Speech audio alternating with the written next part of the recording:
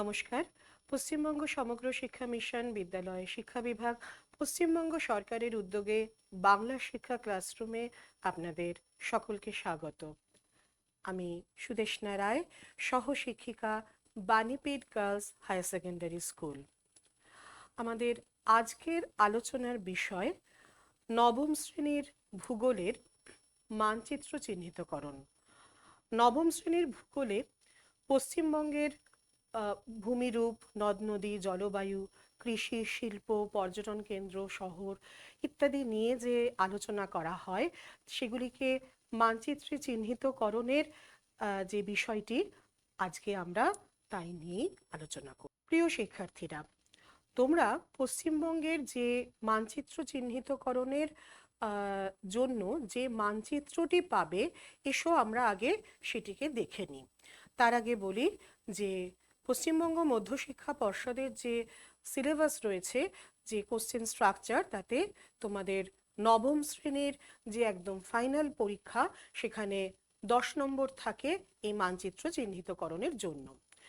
তবে তোমাদের যেহেতু পশ্চিমবঙ্গ হচ্ছে একটা মূল আলোচনার বিষয়, তাই এই আলোচনার যখন এই আলোচনার সময়ে এই বিভিন্ন বিষয়গুলিকে মানচিত্রে আমরা কিভাবে চিহ্নিত করব তা শিখে নেওয়া একটা গুরুত্বপূর্ণ অংশ। তো এসো আমরা আগে দেখে নিই যে পশ্চিমবঙ্গের মানচিত্রটা ঠিক কী রকম।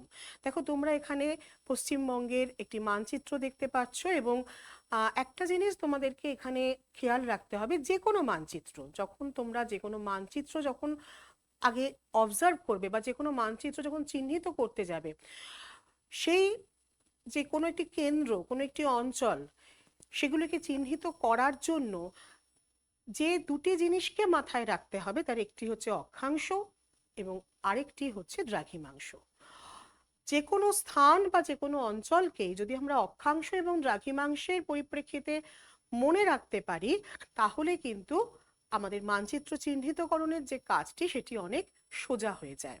মানচিত্র চিহ্নিতকরণের ক্ষেত্রে যে বিষয়গুলিকে দেখানো হবে, সেই বিষয়গুলিকে যেখানে দেখানো হয় তার নাম হচ্ছে ইন্ডেক্স।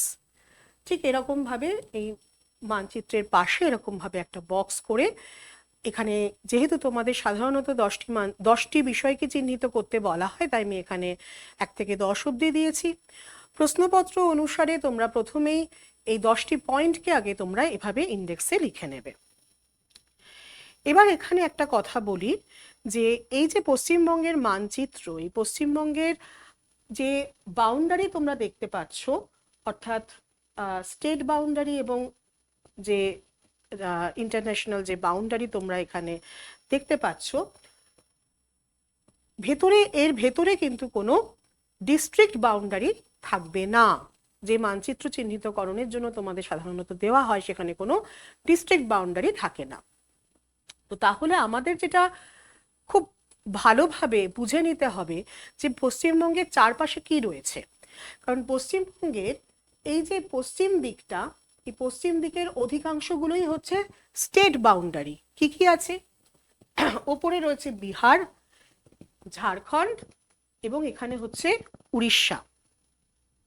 আর এই পূর্ব দিকটা হচ্ছে ইন্টারন্যাশনাল বাউন্ডারি, সেটা হচ্ছে কি না বাংলাদেশ। এছাড়াও এই অংশে এই যে অংশটা, এটাও কিন্তু ইন্টারন্যাশনাল বাউন্ডারি, এখানে রয়েছে নেপাল। তো আমরা সুতরাং পশ্চিমবঙ্গের আমরা যা কিছু চিহ্নিত করব তা সবটাই এই সাদা অংশের ভেতরে চিহ্নিতকরণের কাজটি করতে হবে। কারণ নিচের যে এই যে অংশটি দেখতে পাচ্ছ, এই অংশটি হচ্ছে বঙ্গোপসাগর।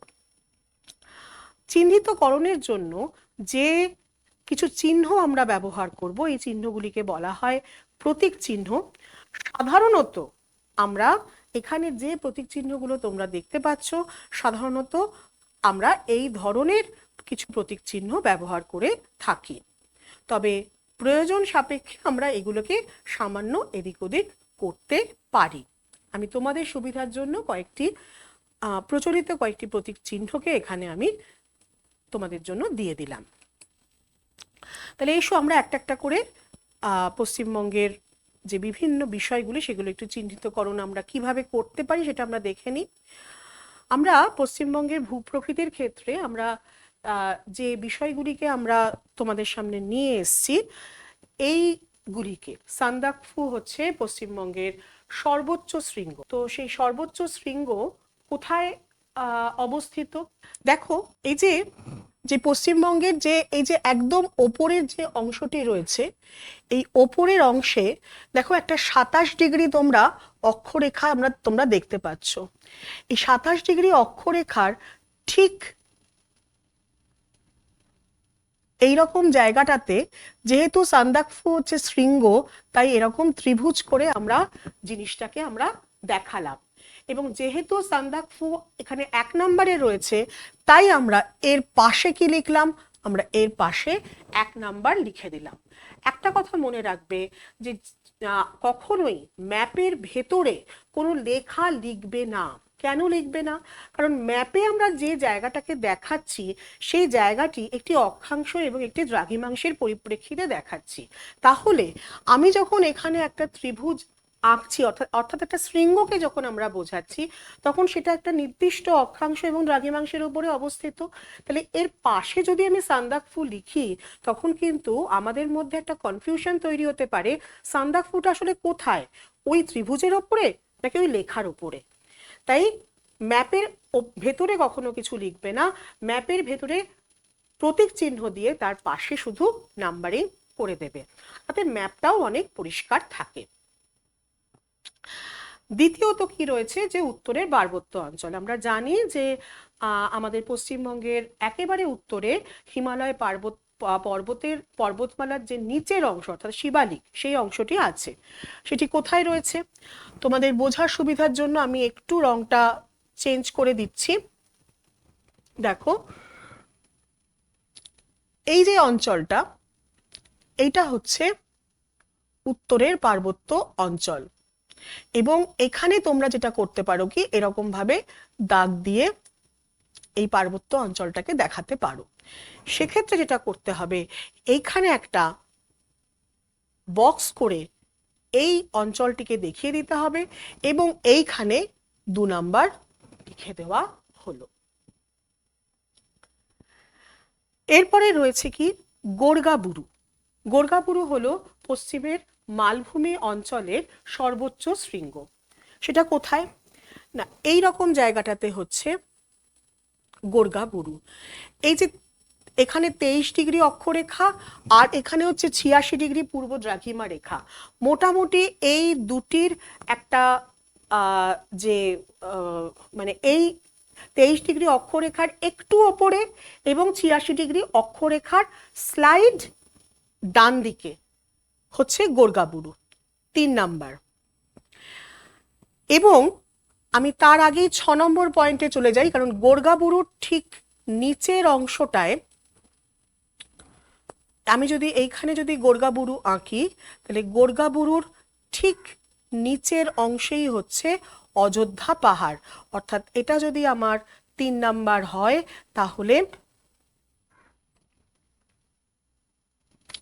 তাহলে এইখানে হচ্ছে, এইটা হচ্ছে আমার 6 নম্বর পয়েন্ট। বোঝা গেল? অর্থাৎ একটা যদি আমি মনে রাখতে পারি, তাহলে কিন্তু তার সংলগ্ন আরেকটি অঞ্চলকেও আমার মনে রাখার জন্য সহজ হবে। 4 নম্বরে রয়েছে উপকূলের বালুকাময় অঞ্চল।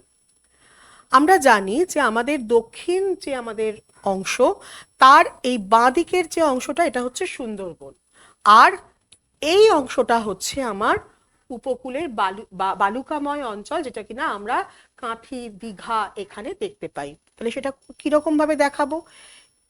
এই আমরা দেখিয়ে দিলাম এবং এখানে আমরা এরকম চিহ্ন দিয়ে দিলাম। তাহলে এখানে যখন আমরা এরকম চিহ্ন দিলাম, তাহলে এখানেও একটা বক্স করে এই চিহ্নটাকে দিয়ে দিতে হবে এবং এইখানে আমরা আমাদের নাম্বারিং করে দিতে হবে। আর এই যে বলেছিলাম, এই জায়গাটা হচ্ছে আমার সুন্দরবন অঞ্চল। সুন্দরবন অঞ্চল হচ্ছে আমার সক্রিয় বদ্বীপ অঞ্চল, তাই এই এরিয়াটা হচ্ছে আমার সুন্দরবন অঞ্চল বা সক্রিয় বদ্বীপ অঞ্চল। ঠিক একইভাবে এখানে দেখো 5 নম্বর, এবং এখানেও বক্স করে আমরা অলরেডি অযোধ্যা পাহাড় দেখিয়েছি। এরপরে রয়েছে তরাই এবং ডুয়ার্স অঞ্চল। আমরা জানি যে শিবালিক যে পার্বত্য অঞ্চল অর্থাৎ উত্তরের যে পার্বত্য অঞ্চল তার ঠিক তলাতেই রয়েছে তরাই আর ডুয়ার্স অঞ্চল। এই যে শিবালিক পার্বত্য অঞ্চল বা উত্তরের পার্বত্য অঞ্চলকে আমরা চিহ্নিত করেছি, তাহলে তার নিচে যে অংশটি সেটি হচ্ছে তরাই ও ডুয়ার্স অঞ্চল। এবং এটাকে এরকম ভাবে আমরা পয়েন্ট দিয়ে দিলাম এবং এখানে আমাদের এটা 7 নাম্বার পয়েন্ট, এখানে 7 লিখে দিলাম। তাহলে এই হচ্ছে মোটামুটি যেগুলো পশ্চিমবঙ্গের জন্য ইম্পর্টেন্ট যে ভূপ্রকৃতি সেগুলো হলো এইগুলো। আমরা এরপরে পশ্চিমবঙ্গের নদ নদী অংশটি দেখে নেব। পশ্চিমবঙ্গের প্রধান যে নদী সেটি হলো গঙ্গার শাখা নদী। এখানে একটা মজার কথা বলি, আমরা অনেকেই বলি যখন আমরা এই দক্ষিণেশ্বরে যাচ্ছি বা আমরা ব্যারাকপুরে যাচ্ছি কি আমরা ধরো মুর্শিদাবাদেও আমরা বলি আমরা গঙ্গা নদীর পাশে আছি। আসলে পশ্চিমবঙ্গে যে নদীটিকে আমরা দেখতে পাই তা কিন্তু গঙ্গা নদী নয়, তা গঙ্গার অন্যতম প্রধান শাখা নদী, সেটি হলো হুগলি। গঙ্গা নদী পশ্চিমবঙ্গে আছে, কোথায় আছে বলো তো? এই যে পশ্চিমবঙ্গের এই যে সরু যে একটা ছোট্ট খাঁজ মতন অংশ, গঙ্গা আসলে এইখান দিয়ে প্রবাহিত হয়ে গিয়ে বাংলাদেশের দিকে চলে গেছে। কিন্তু আমাদের পশ্চিমবঙ্গে কিন্তু কোন নদীটা এসছে? এই গঙ্গা নদীর যেটা প্রধান যে শাখা নদী হুগলি নদী, সেই হুগলি নদী এসেছে। তাহলে হুগলি নদী এই গঙ্গার এখান থেকে শুরু হয়ে দক্ষিণ দিকে, এই অ্যারোটা কিন্তু আমরা অবশ্যই দেব, কারণ না হলে নদীর যে প্রবাহ দিক তাকে যদি আমরা দেখাতে না পারি তাহলে কিন্তু সেটা একটা অর্থহীন হয়ে যায়।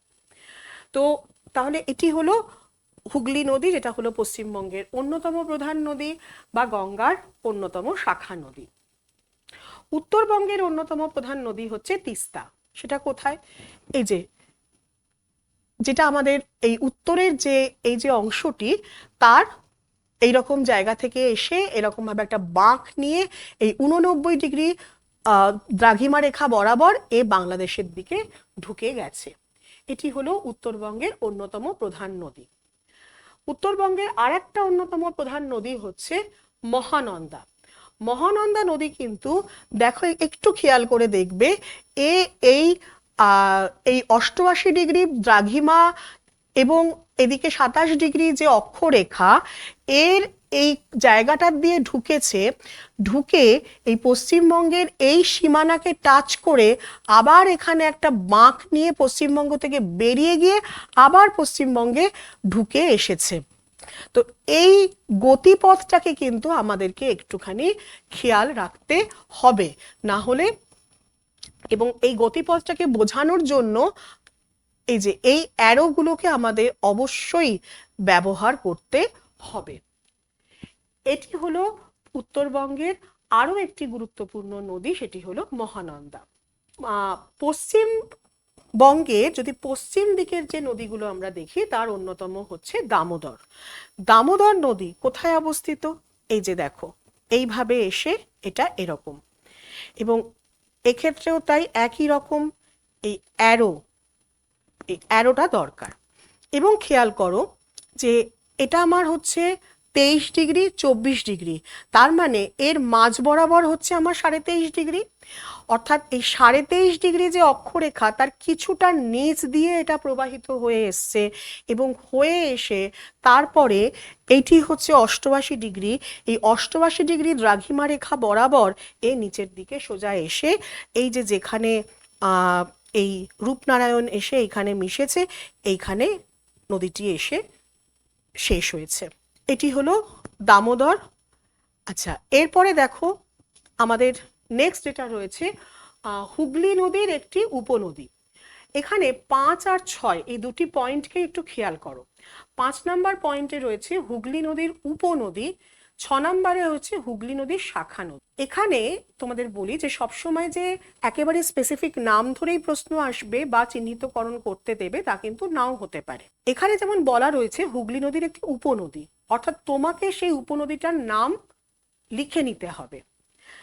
অনেক উপনদী রয়েছে, এর মধ্যে আমরা যেটা দেখানোর চেষ্টা করেছি সেটা হচ্ছে হলদি নদী। এই যে হলদি নদী এরমভাবে এসে এইখানটাতে পড়েছে, এবং যেহেতু এদিকে এসছে তাহলে এটা এইভাবে দেখানো হয়েছে। আবার এই মাতলা, এটা যেহেতু এখান থেকে বেরিয়ে গেছে, তাহলে অ্যারোটা যদি আমি না দিই তাহলে কিন্তু এই এই যে শাখাটা যে বেরিয়ে এলো, এই শাখাটা এর থেকে বেরিয়ে এলো নাকি এখানে গিয়ে পড়লো সেটা কিন্তু বোঝা যাবে না। এই মাতলা হচ্ছে হুগলি নদীর অন্যতম একটি শাখা নদী। এই নদ নদীগুলো ছাড়াও পশ্চিমবঙ্গে অনেকগুলি গুরুত্বপূর্ণ জলাধার রয়েছে। এর মধ্যে অন্যতম হচ্ছে ফরাক্কা ব্যারেজ। ফরাক্কা ব্যারেজ হচ্ছে এই মুর্শিদাবাদে, যেখানে গঙ্গা এসে ঢুকেছে, এবং এই জায়গাটা হচ্ছে, আমি তোমাদের বোঝার সুবিধার জন্য এইটা মুছে দিই তাহলে বুঝতে পারবে, এই বিহার এবং এবং পশ্চিমবঙ্গের যে সীমান্ত অঞ্চল সেইখানটাতে এখানে হচ্ছে এই ফরাক্কা ব্যারেজ। এটাকে আরেকটুখানি এইরকম জায়গাটাতে দেখালে, এইখানটাতে এই জায়গাটা, এটা হচ্ছে ফরাক্কা ব্যারেজ। আর যে জলাধারগুলো রয়েছে যেমন মুকুটমণিপুর, এই যে দেখো সেই একই ব্যাপার, ওই 23 ডিগ্রি যে অক্ষরেখা সেই বরাবর, এটা মুকুটমণিপুর। এখানে হচ্ছে মাইথন, এবং মাইথন হচ্ছে ঝাড়খণ্ড এবং পশ্চিমবঙ্গের একদম বর্ডার এলাকা মাইথন, এবং তার নিচে এখানটাতে হচ্ছে পাঞ্চেত। তাহলে এই মোটামুটি হচ্ছে আমাদের পশ্চিমবঙ্গের নদ নদীর পরিচয়।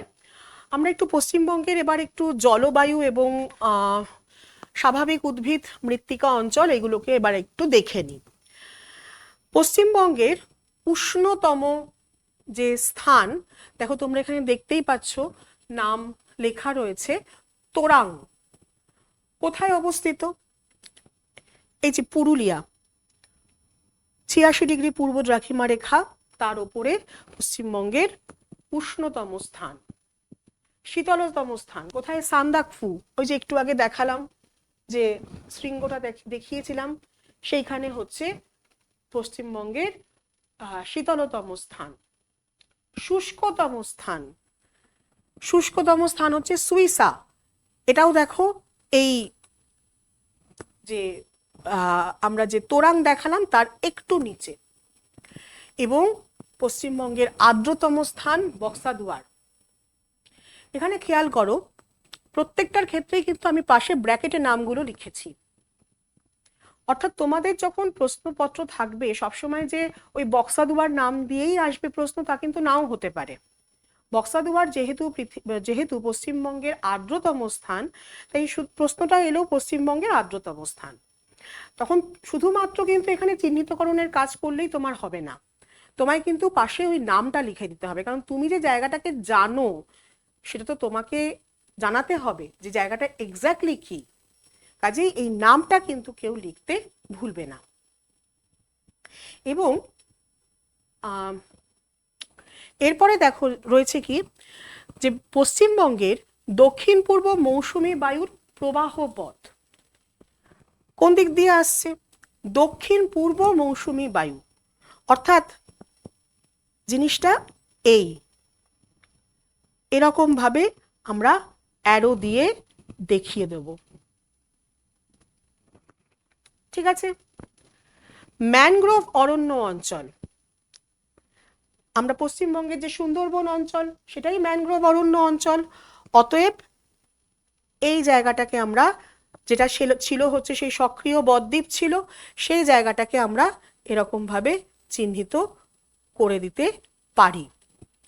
কিন্তু শুধু এই চিহ্নিত করলে হবে না। ম্যানগ্রোভ অরণ্য অঞ্চল হচ্ছে কত নম্বরে রয়েছে? 6 নম্বরে রয়েছে। তাহলে এই চিহ্নিতকরণের পাশাপাশি এখানে লিখব কত? 6। আরও একটা কাজ করতে হবে, কি, এই ম্যানগ্রোভ অরণ্য অঞ্চলের পাশে এরকম করে বক্স করে এখানে যে চিহ্নটা এখানে দেওয়া হলো সেই চিহ্নটি আমাদের এখানে দিয়ে দিতে হবে। নেক্সট কি রয়েছে, পার্বত্য সরলবর্গীয় অরণ্য অঞ্চল, যেটা আমরা ভূপ্রকৃতির ক্ষেত্রে উত্তরের পার্বত্য অঞ্চল হিসেবে পড়েছিলাম, আমরা সেখানেই পার্বত্য সরলবর্গীয় অরণ্য অঞ্চল পাবো। তাহলে এই যে জায়গাটি, এটি হচ্ছে পার্বত্য সরলবর্গীয় অরণ্য অঞ্চল, এবং আমরা এরকম ভাবে বা এরকম কিছু চিহ্ন আমরা দিয়ে দিতে পারি। এটা রয়েছে হচ্ছে আমাদের 7 নম্বরে, এখানে 7 নাম্বার লিখে এখানে বক্স করে আমরা এই চিহ্নগুলো দিয়ে দিলাম। এরপরে দেখো রয়েছে ক্রান্তীয় আর্দ্র পর্ণমোচী অরণ্য। এইটা কোথায়, ওই যে তরাই ও ডুয়ার্স অঞ্চল যেটা আমরা পড়েছিলাম ভূপ্রকৃতির ক্ষেত্রে, যেটা আমরা চিহ্নিত করেছিলাম, সেই জায়গাটাই হচ্ছে ওই ক্রান্তীয় আর্দ্র পর্ণমোচী অরণ্য। অর্থাৎ ঠিক এর নিচের যে অংশটা সেটা হচ্ছে ক্রান্তীয় আর্দ্র পর্ণমোচী অরণ্য অঞ্চল। এটা হচ্ছে 8 নাম্বার। যে জায়গাটাকে আমরা ম্যানগ্রোভ অরণ্য অঞ্চল হিসেবে দেখালাম সেইটাই হচ্ছে আবার কি না, সেটাই হচ্ছে লবণাক্ত মৃত্তিকা অঞ্চল। সুতরাং এই জায়গা ঠিক ঠিক এই সেম জায়গাটাকে ধরে আমরা এটাকেই 9 নাম্বার অর্থাৎ লবণাক্ত মৃত্তিকা অঞ্চল বলতে পারি। এবং উপকূলীয় বালি মাটি, যেটা আমরা ভূপ্রকৃতির ক্ষেত্রে পড়লাম উপকূলীয় বালুকাময় অঞ্চল, তাহলে সেই জায়গাটাই হয়ে যাবে উপকূলীয় বালি মাটি।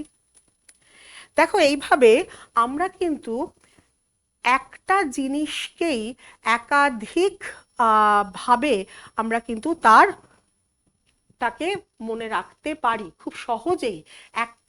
একটা বিষয়কে মনে রাখলেই কিন্তু, মানে একটা অঞ্চলকে যদি আমরা চিহ্নিত করতে পারি তাহলেই কিন্তু খুব সহজে সেই জায়গাকে একাধিকভাবে আমরা মনে রাখতে পারি। যেমন এই যে দেখলাম, যেটা আমাদের ম্যানগ্রোভ অরণ্য অঞ্চল, ওই ম্যানগ্রোভ অরণ্য অঞ্চলকে মনে রাখলেই আমরা লবণাক্ত মৃত্তিকা মনে রাখতে পারবো, সেটাই আবার সক্রিয় বদ্বীপ হিসেবে মনে রাখতে পারবো। উপকূলীয় বালিয়াড়ি অঞ্চলকে যদি আমরা চিহ্নিতকরণটাকে মনে রাখতে পারি তাহলে আমরা সহজেই উপকূলীয় বালি মাটিকে আমরা মনে রাখতে পারবো। নিশ্চয়ই বুঝতে পেরেছ, কাজে মানচিত্র চিহ্নিতকরণের কাজটি কিন্তু মোটেই খুব একটা কঠিন কাজ নয়। জলবায়ু, স্বাভাবিক উদ্ভিদ এবং মৃত্তিকা, এর পরে আমরা যেটা আলোচনা করব সেটা হলো পশ্চিমবঙ্গের কৃষি।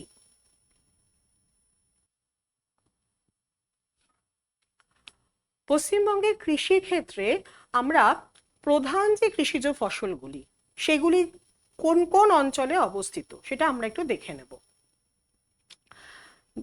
পশ্চিমবঙ্গের যেহেতু প্রধান কৃষিজ ফসল হচ্ছে ধান, অতএব ধান উৎপাদক অঞ্চল কোথায় সেটা আমরা একবার দেখে নিই। এবার এখানে একটা কথা বলার আছে, পশ্চিমবঙ্গের একটা বৃহত্তর অঞ্চল জুড়ে ধান উৎপাদন হয়, তবে প্রধান যে ধান উৎপাদক অঞ্চল আমরা কিন্তু মূলত সেই জায়গাটাকে চিহ্নিত করব। সেটা কোথায়, যেটাকে পশ্চিমবঙ্গের ধানের ভান্ডার বলা হয়। অর্থাৎ এই যে বর্ধমান, হাওড়া, হুগলি, অর্থাৎ হুগলি নদীর যে পশ্চিম পাড়ের যে অঞ্চলটা, আমরা সেই জায়গাটাকে আমরা চিহ্নিতকরণের কাজ করব। এখানে একটা কথা বলে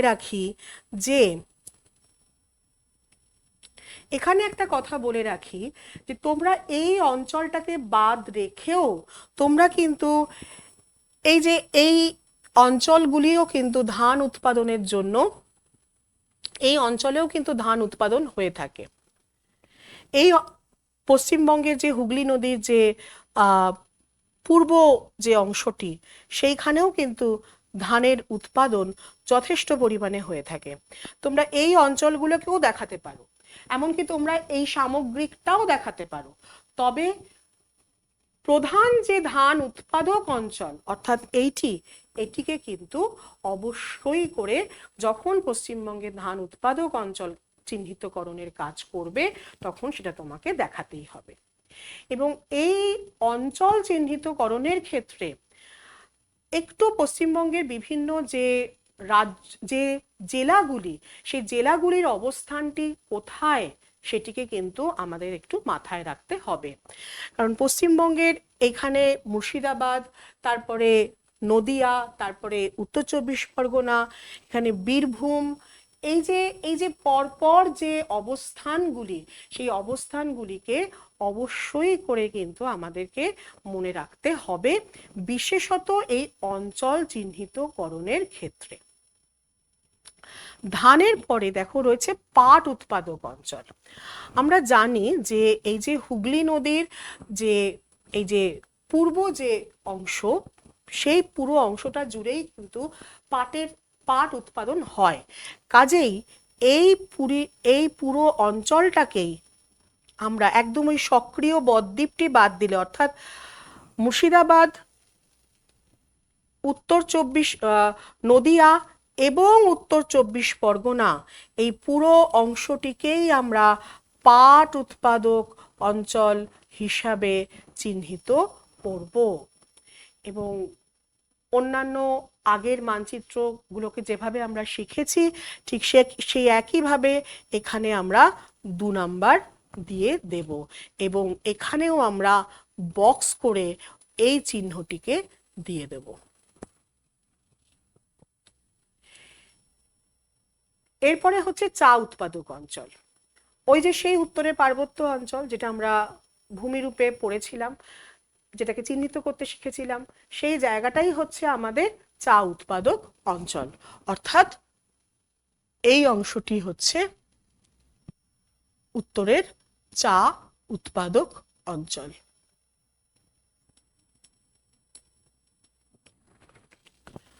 এটি হলো 3 নাম্বার। 4-এ রয়েছে পশ্চিমবঙ্গের ধানের ভান্ডার, ওই যে বর্ধমান, এই জায়গাটাকে তখন কিন্তু অবশ্য এই এতটা জায়গা নিয়ে করলে হবে না। পশ্চিমবঙ্গের ধানের ভান্ডার যখন দেখানো হবে, আচ্ছা আমি আগে যেটা ছিল সেটাই আঁকি, তাহলে তোমাদের আরো বুঝতে সুবিধা হবে। কারণ এই জায়গাটা হচ্ছে ধান উৎপাদক অঞ্চল, এই পুরো জায়গাটা হচ্ছে ধান উৎপাদক অঞ্চল ছিল। আর যখন আমি পশ্চিমবঙ্গের ধানের ভান্ডারকে বোঝাচ্ছি তখন যেহেতু শুধু বর্ধমানকে বোঝাতে হবে, তাই এই রিজিয়নটুকুকে আমরা চিহ্নিত করব। নিশ্চয়ই বুঝতে পেরেছ যে আমরা যখন কিছু স্পেসিফিক এলাকাকে যখন আমরা চিহ্নিত করব তখন কিন্তু সেই পার্টিকুলার যে জায়গাটা কোন অংশের মধ্যে, সেইটুকুকে আমরা বোঝানোর চেষ্টা করব। নেক্সট হচ্ছে পাট গবেষণা কেন্দ্র। পাট গবেষণা কেন্দ্র কোথায় অবস্থিত? ব্যারাকপুরে। তাহলে সেটা কোথায় না, এই যে যদি একটা তোমরা ধারণা করতে পারো যে আমাদের হুগলি নদী এরকম ভাবে প্রবাহিত হয়ে গেছে,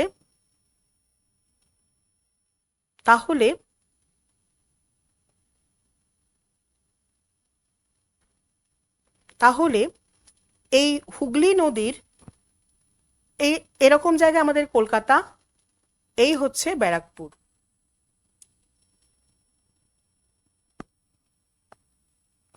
22.5 ডিগ্রিতে আমাদের কলকাতা, কলকাতার ঠিক ওপরে এইখানে হচ্ছে ব্যারাকপুর। তাহলে এটি হচ্ছে আমাদের 5 নাম্বার। দেখো 23 ডিগ্রি, কলকাতার অক্ষরেখা হচ্ছে 22.5 ডিগ্রি উত্তর, অর্থাৎ এর একটু নিচে, তার একটু ওপরে হচ্ছে ব্যারাকপুর, যেটা হলো পশ্চিমবঙ্গের পাট গবেষণা কেন্দ্র। পশ্চিমবঙ্গের যে কৃষির সাথে যুক্ত আরেকটি খুব গুরুত্বপূর্ণ বিষয় হচ্ছে পশ্চিমবঙ্গের শিল্প। এসো আমরা এবার একটু শিল্প কেন্দ্রগুলোকে আমরা এবার একটুখানি দেখে নেওয়ার চেষ্টা করি। পশ্চিমবঙ্গের শিল্পের ক্ষেত্রে যেটা গুরুত্বপূর্ণ সেটা হচ্ছে পশ্চিমবঙ্গে লৌহ ইস্পাত শিল্প একটা প্রাচীনতম অন্যতম একটা শিল্প। দুর্গাপুরকে বলা হয় ভারতের রুর। দেখো তোমাদের আমি আগেও বলেছি সবসময় যে স্পেসিফিক নাম দিয়ে আসবে তা নয়, দুর্গাপুর আসতেই পারে, কিন্তু ধরো এলো যে পশ্চিমবঙ্গের প্রধানতম লৌহ ইস্পাত শিল্প কেন্দ্র বা ভারতের রুর, তখন প্রথমেই তোমরা এরকম ভাবে কোশ্চেন পেপারে যখন ইন্ডেক্স করছো ম্যাপে, প্রথমে কিন্তু ব্র্যাকেটে এভাবে দুর্গাপুরটা লিখে নিতে হবে। এবার যখন আমি দুর্গাপুরকে চিহ্নিত করছি তখন এই জায়গাটা হচ্ছে দুর্গাপুর, এই যে 88 ডিগ্রি আর 87 ডিগ্রি, 87 ডিগ্রির একটু পাশে সেখানে হচ্ছে দুর্গাপুর, এবং এটি হচ্ছে কিন্তু প্রায় 23.5 ডিগ্রি উত্তর অক্ষরেখার উপরে অবস্থিত। নেক্সট হচ্ছে ইস্কো হচ্ছে কোথায় না বার্নপুরে। সেটা কোথায়? সেটা হচ্ছে ওই যে 87 ডিগ্রি, মানে এই দুর্গাপুরের প্রায়, যদি আমি দুর্গাপুর থেকে যদি একটা সরল রেখা টানি, তাহলে সরল রেখার ঠিক একদম গা ঘেঁষে নিচের দিকে হবে হচ্ছে আমার বার্নপুর, ইস্কোর কারখানা। নেক্সট হচ্ছে ভারতের প্রথম পাটকল কেন্দ্র কোথায় হয়েছিল? রিষড়ায়। সেটি কোথায়? এই যে হুগলি নদীর এখানে রিষড়ায়, এবং তার নিচে হচ্ছে ভারতের প্রথম কার্পাস বস্ত্রবয়ন শিল্প কেন্দ্র ঘুষুরি। যদিও এটা দুটোর মধ্যে প্রায় 50 কিলোমিটারের দূরত্ব রয়েছে, তবে এখানে ম্যাপে স্কেল হিসাবে একদম গায়ে গায়ে এটি অবস্থান করছে। এর নিচে হচ্ছে ঘুষুরি। আর পশ্চিমবঙ্গের একটি তথ্য প্রযুক্তি শিল্প কেন্দ্র তোমরা জানো সল্টলেকে অবস্থিত সেটি, এবং সেটি হচ্ছে এই আমাদের যেখানে আমরা কলকাতাকে দেখাতে পারি ঠিক সেখানে হচ্ছে পশ্চিমবঙ্গের তথ্য প্রযুক্তি কেন্দ্র। পশ্চিমবঙ্গের অন্যতম প্রধান যে শিল্প কেন্দ্রগুলো রয়েছে সেগুলির মধ্যে এইগুলি প্রধানতম। এছাড়া অনেক ক্ষুদ্র কুটির শিল্প রয়েছে, সেগুলিকে আমরা মানচিত্র যখন আমরা চিহ্নিতকরণের কাজ পর্যটন কেন্দ্র হিসেবে করব, তখন আমরা এসো একটু দেখে নিই কিরকম। পশ্চিমবঙ্গের শহর, বন্দর এবং পর্যটন কেন্দ্র হিসাবে আমরা এই বিষয়গুলিকে দেখতে পারি। এর মধ্যে রয়েছে পশ্চিমবঙ্গের রাজধানী। পশ্চিমবঙ্গের রাজধানী কোনটা? কলকাতা। কলকাতা কোথায়? এই যে যে নিচে পশ্চিমবঙ্গের যে আমরা যে অংশটা দেখছি, এর মধ্যে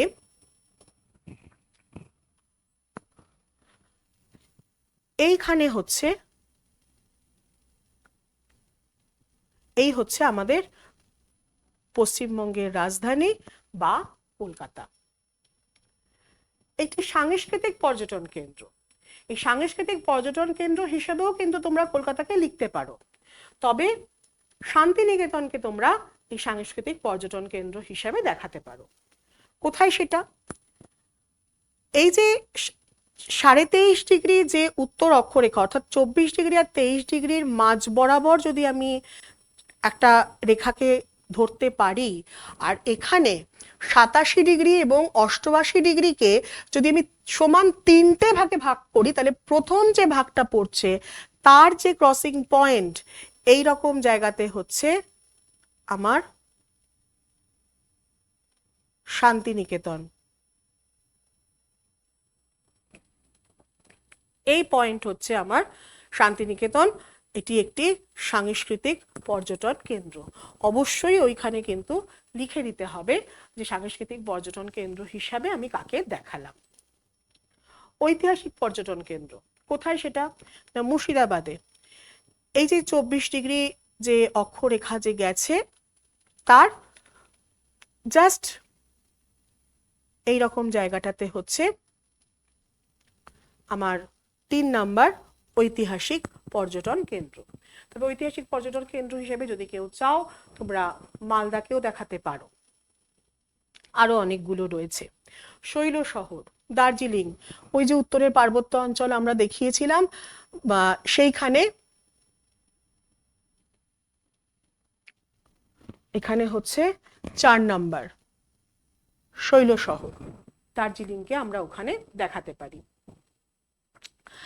নদী বন্দর, নদী বন্দর হিসেবে কিন্তু আমরা কলকাতাকেই দেখাতে পারি, কারণ কলকাতা হচ্ছে হুগলি নদীর তীরে অবস্থিত অন্যতম একটি নদী বন্দর এবং একটি মৃৎশিল্প কেন্দ্র। কোথায়? কৃষ্ণনগর। কৃষ্ণনগরের কাছে ঘূর্ণি, ঘূর্ণিতে হচ্ছে মৃৎশিল্প কেন্দ্র আছে।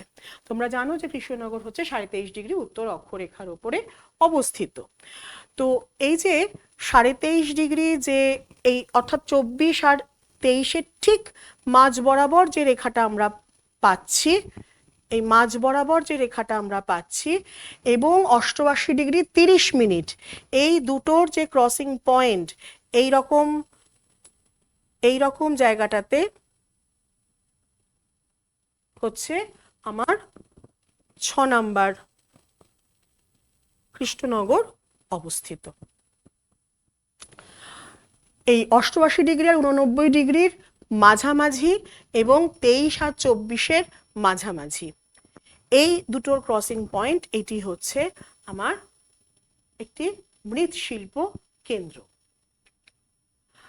তো এইভাবে তাহলে আমরা পশ্চিমবঙ্গের শহর, বন্দর এবং যে পর্যটন কেন্দ্র সেটাকে আমরা চিহ্নিতকরণ করতে পারি।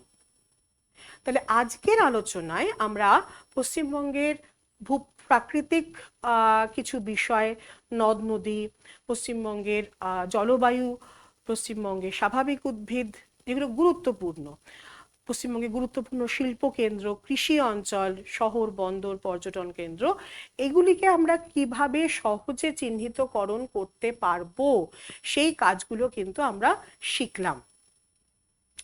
এখানে একটা কথা তোমাদেরকে একটু মনে রাখতে হবে, যে কোনো মানচিত্র যখন তৈরি হয় তখন তার একটা স্কেল থাকে। যেমন দেখো এইখানে একটা স্কেল করা আছে এবং এই যে ডিস্টেন্সটা, এই ডিস্টেন্সটা বোঝাচ্ছে 60 কিলোমিটার। এই যে কোনো মানচিত্র তৈরির ক্ষেত্রে স্কেল একটি অত্যন্ত গুরুত্বপূর্ণ বিষয়।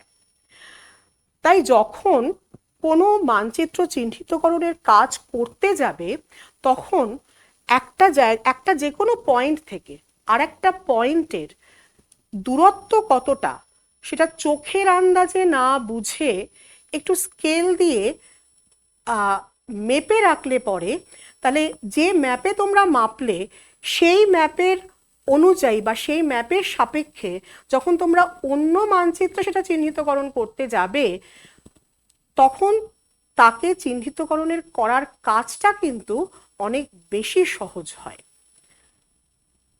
আশা করি এর অনুশীলনের মাধ্যমে তোমাদের কাছে বিষয়টি আরো সহজ হয়ে যাবে। আজকের পর্ব তাহলে এই পর্যন্তই। কেমন লাগলো জানিও। ভালো থেকো তোমরা।